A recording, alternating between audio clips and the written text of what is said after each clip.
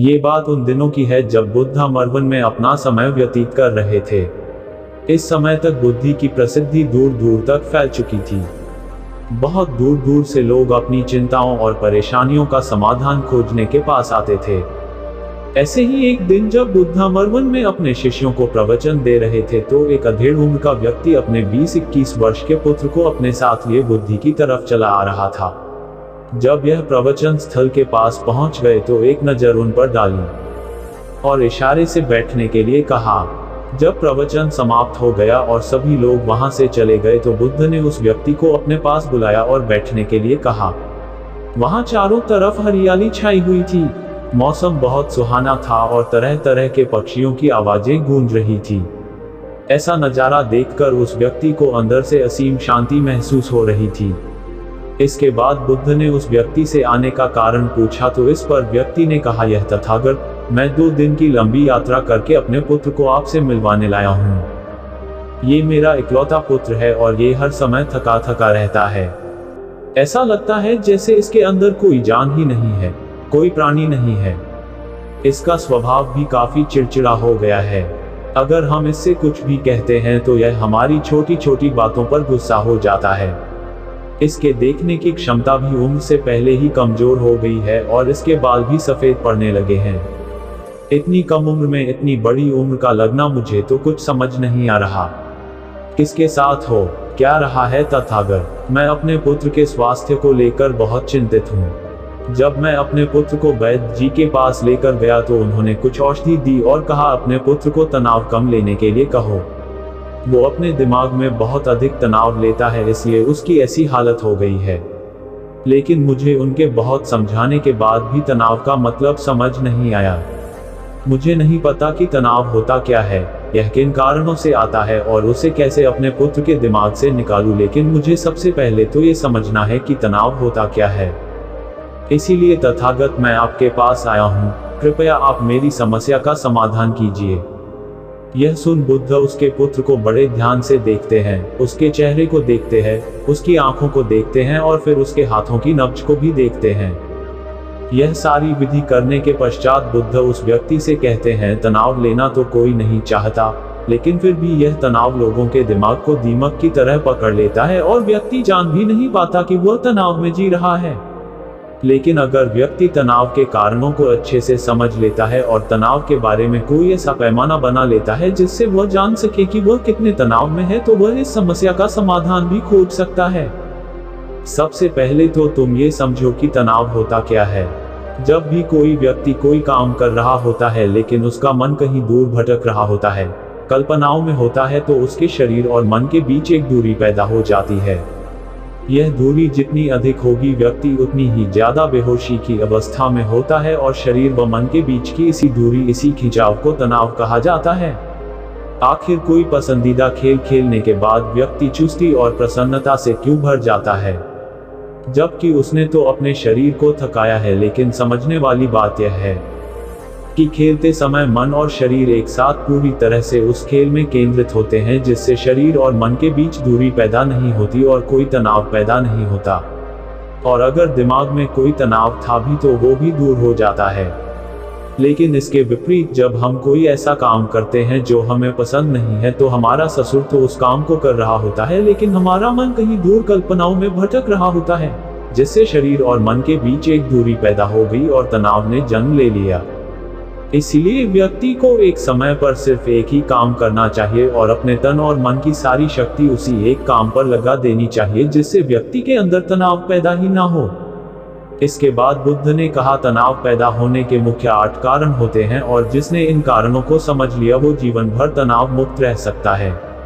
मुख्य कारणों में सबसे पहला कारण है अति महत्वाकांक्षी होना। महत्वाकांक्षी होना अच्छी बात है, लेकिन क्या कभी आपने इस बात पर ध्यान दिया है कि इंसान के लक्ष्य कभी पूरी ही नहीं होते।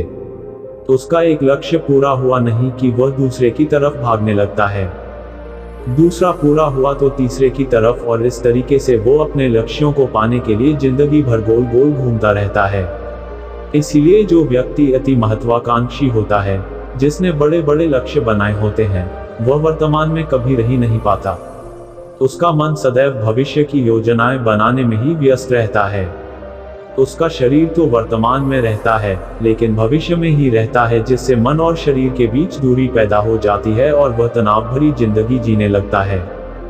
बुद्ध के मुंह से यह बात सुन उस लड़के ने कहा, बुद्ध, तो फिर इसका मतलब है कि हमें लक्ष्य नहीं बनानी चाहिए, क्योंकि लक्ष्य बनाना भी तो महत्वाकांक्षा ही है। इस पर बुद्ध ने कहा, जीवन में लक्ष्य बनाना कोई गलत बात नहीं है, लेकिन समस्या तब उत्पन्न होती है जब वो अपना पूरा ध्यान उस लक्ष्य से मिलने वाले परिणाम पर ही लगा देते हैं और उसके परिणाम की चिंता करते रहते हैं। व्यक्ति को वर्तमान में जीना आना चाहिए। आप लक्ष्य बनाइए और उस लक्ष्य की प्राप्ति के लिए कड़ी मेहनत करिए, लेकिन साथ ही साथ आपको इस बात का भी ज्ञान होना चाहिए कि आप अभी वर्तमान में जी रहे हैं और वर्तमान ही सत्य है। बुद्ध ने आगे कहा, तनाव का दूसरा सबसे बड़ा कारण है ईर्ष्या। जब व्यक्ति ईर्ष्या और जलन से भर जाता है तो उसका मन अंदर से सड़ने लगता है। ईर्ष्या एक आंतरिक घाव है। आंतरिक घाव यानी मन का घाव व्यक्ति के शरीर का घाव तो भर सकता है, लेकिन मन का घाव कभी नहीं भर सकता। इसलिए व्यक्ति को दूसरे की खुशी और तरक्की से कभी ईर्ष्या नहीं करनी चाहिए, क्योंकि तनाव का कारण है। इसके बाद बुद्ध ने तनाव का अगला कारण बताते हुए कहा कि आरुषिपूर्ण काम करने से भी मन में तनाव पैदा होता है। जो काम करना हमें पसंद ही नहीं है, जिसका में हमारी रुचि ही नहीं है, उस काम में हमारा मन लग ही नहीं पाएगा। हमारा शरीर तो वही बैठा रहेगा, लेकिन हमारा मन कल्पनाओं की उड़ान भरेगा, जिससे शरीर और मन के बीच दूरी पैदा हो जाती है और व्यक्ति तनावग्रस्त हो जाता है। इसीलिए इंसान को हमेशा अपनी रुचि के अनुसार ही कार्य करनी चाहिए। अगर व्यक्ति ने ये पता कर लिया कि उसे कौन सा काम करना पसंद है और वो उसी काम को अपने जीवन का लक्ष्य बना लेता है, तो फिर वो काम उसके लिए काम नहीं बल्कि खेल बन जाता है। फिर बुद्ध ने कहा, तनाव का चौथा कारण होता है किसी दूसरे से अच्छा रखना। बुद्ध ने उस व्यक्ति की ओर इशारा करते हुए कहा, एक पिता होने के नाते तुम्हारी अपने पुत्र से बहुत सी अपेक्षाएं होंगी कि तुम्हारा पुत्र एक बहुत ही कामयाब इंसान बने, तुम्हारा नाम रोशन करे, जैसा तुम चाहते हो उस तरह का जीवन जिए, तुम्हारी हर बात मानी। लेकिन क्या आज तक कभी किसी की सारी अपेक्षाएं पूरी हुई है? जब भी कोई व्यक्ति किसी दूसरे से कोई अपेक्षा रखने लगता है तो वो अनजाने में अपने लिए तनाव पैदा करने लगता है। जरा सोचो कि अगर तुम्हारा बेटा तुम्हारे अनुसार काम नहीं कर रहा और वो नहीं बन पा रहा जो तुम उसे बनाना चाहते हो, तो निश्चित रूप से तुम्हारे दिमाग को तनाव पकड़ लेगा। तुम तनाव से भरा जीवन जीना शुरू कर दोगे और इस तनाव के बस में आकर तुम ऐसा व्यवहार करोगे, ऐसी बातें करोगे कि तुम्हारा अपने पुत्र के साथ संबंध और भी खराब होता चला जाएगा। इसलिए व्यक्ति को जितना हो सके उतनी कम अपेक्षाएं दूसरों से रखनी चाहिए, और अगर पूरी तरह से तनाव मुक्त रहना है तो दूसरों से अपेक्षा रखना ही बंद कर दो। इसके बाद बुद्ध ने कहा कि शारीरिक कष्ट भी इंसान के तनाव का एक कारण होता है। जब व्यक्ति किसी शारीरिक पीड़ा से गुजर रहा होता है तो उसका पूरा ध्यान बस अपने उस शारीरिक दर्द पर होता है और वो पूरे दिन बस उसी के बारे में सोचता रहता है, जिससे उसका मन दुख के विचारों से भर जाता है और ऐसी स्थिति में व्यक्ति तनावग्रस्त रहने लगता है। यह सुन उस व्यक्ति ने कहा कि हे बुद्ध, शारीरिक दुख तो किसी भी व्यक्ति को हो सकता है, तो फिर क्या हुआ? व्यक्ति जीवन भर तनाव में ही जिएगा? इसका जवाब देते हुए बुद्ध ने कहा कि इंसान को ये बात समझनी चाहिए कि हमारा जीवन दुखों का आधार है। जैसे जैसे हमारा जीवन आगे बढ़ता है, इसमें दुख आते हैं, बीमारियां आती है और फिर अंत में मृत्यु भी आती है। तो बीमारियां इंसान के जीवन का अभिन्न अंग है, कोई इनसे बच नहीं सकता। बस किसी किसी के जीवन में ये समय से पहले आ जाती है तो किसी के बाद में पड़ाती सबको है। जब इंसान का मन इस बात को अच्छे से समझ लेगा तो फिर वह अपनी बीमारी के बारे में सोच कर ज्यादा तनाव नहीं लेगा, क्योंकि यह हमारे जीवन का अभिन्न हिस्सा है और इसके लिए व्यक्ति को शारीरिक रूप से भी अभ्यास करते रहना चाहिए। अपने जीवन में व्यायाम और स्वस्थ जीवन शैली को भी जगह देनी चाहिए, ताकि उसका शरीर लंबे समय तक निरोगी रहकर सही से काम कर सके। तनाव का अगला कारण होता है अपनी योजनाओं को समझने के लिए समय न देना। कुछ लोगों के दिमाग में कोई विचार आया नहीं है कि वो बिना सोचे समझे उस पर काम करना शुरू कर देते हैं, और जब उस काम में उन्हें असफलता मिलती है तो वह तनाव से भर जाते हैं, क्योंकि उन्होंने उस काम को शुरू करने से पहले उसके बारे में पूरी जानकारी इकट्ठा नहीं की थी। इंसान को कोई भी काम शुरू करने से पहले उसके अच्छे और बुरे परिणामों के बारे में ठीक से सोच विचार कर लेना चाहिए। इंसान को इस बारे में भी सोच लेना चाहिए कि अगर ये योजना सफल नहीं हुई तो फिर इसके बाद मैं क्या करूंगा। इसलिए व्यक्ति को अपनी योजनाओं को ठीक से समझने के लिए पूरा समय देना चाहिए ताकि बाद में उस योजना की वजह से तनाव पैदा ना हो। तनाव का 7वां सबसे बड़ा कारण होता है टालमटोल करना। आज के काम को कल पर टालना। आप लोगों ने ये कहावत तो सुनी होगी कि आलसी इंसान के शरीर का सबसे बड़ा शत्रु है। इंसान आलस्य की वजह से आज के काम को कल के लिए टाल देता है और फिर काम को टालना उसकी आदत बन जाती है।